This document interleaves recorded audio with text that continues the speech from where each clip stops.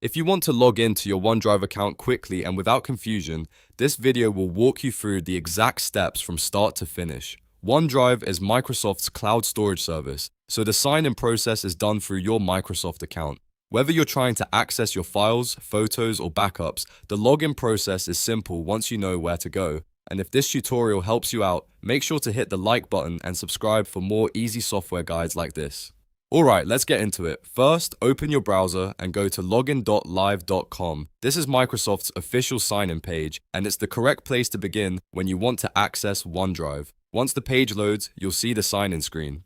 Go ahead and click the sign in button. Now enter your Microsoft email address. This could be an Outlook address, Hotmail address, or any email that's linked to your Microsoft account. After typing it in, click Next. If you entered the email correctly, Microsoft will take you to the next step of the login process. At this point, you'll need to enter your password. Depending on how your account is set up, you may also be asked to use a passkey or a PIN instead of a traditional password. Just choose the method that matches your account security settings. Type in your password or complete the passkey or PIN verification, then click sign in one more time. If your details are correct, you'll be logged into your Microsoft account, and from there, you can access OneDrive and all of your synced files. Once you're signed in, you can start opening documents, uploading files, or managing your cloud storage right away. If you run into any issues, double check that you're using the correct Microsoft email address and the right password. Also make sure you're on the official Microsoft login page before entering any information.